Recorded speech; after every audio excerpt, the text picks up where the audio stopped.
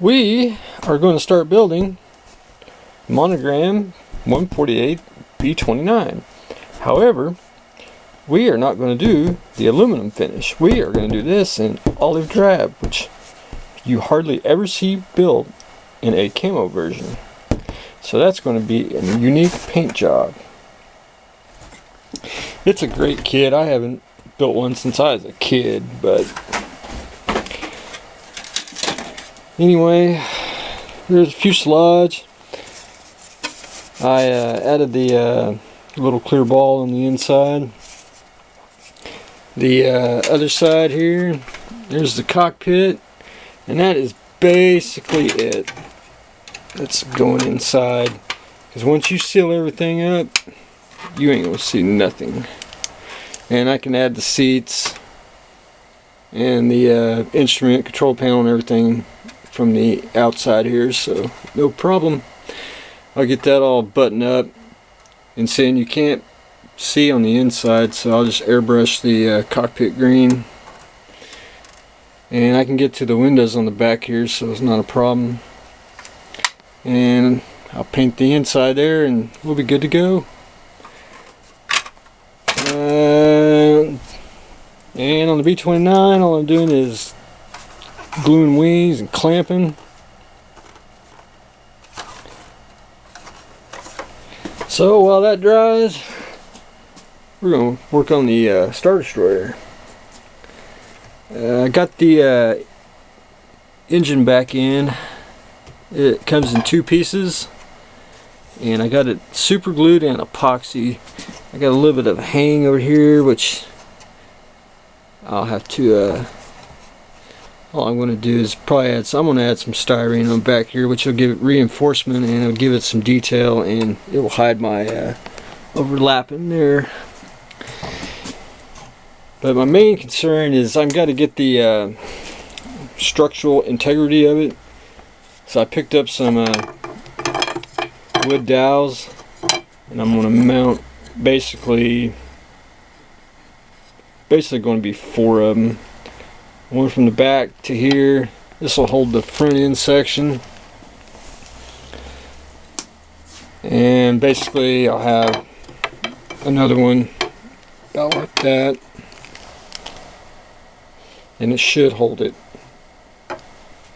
And it shouldn't make it teeter or anything. Plus, when I get the other halves on, it'll really be solid. But on the inside here, it'll be pretty sturdy.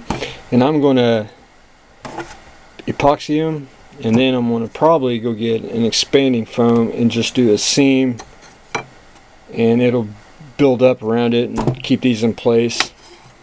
And some set screws that I've bought at the hardware store, which we will get there. It's just going to be a little time consuming. But this is an impressive kit though. I mean, it's just freaking huge and heavy. And then I got to drill out all the holes for the lights.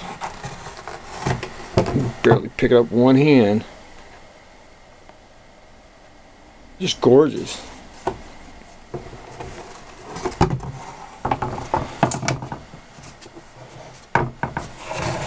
But my game plan is to get all the frame in, and then get the lower half built, and then I can get the sides in and start drilling all the holes for all the lights. More sub-assemblies. Alright, the Martian here, I'm painting, and I'll show you all a little painting demo here. I used Liquitex Bright Aqua Green. I'm basically dry brushing, because I like the highlights of him, and I kind of want him, you know, battle worn, ready, not just a brand new suit running around. And if you've never done any dry brushing, you squirt out a little bit of paint,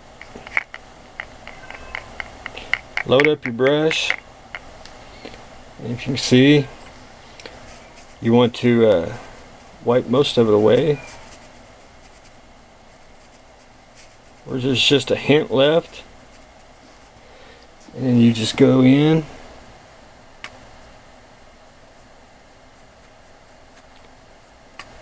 and go one direction. Don't just go back and forth like this. Just go one direction very lightly and you'll get all the highlights. And if you need to go back over it a second time, it's alright.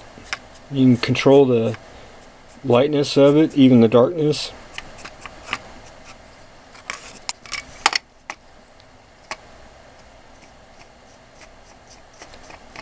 Real easy. And I like to, it's almost like a filter. You can push down really hard on it and get some effects for the suit, worn areas.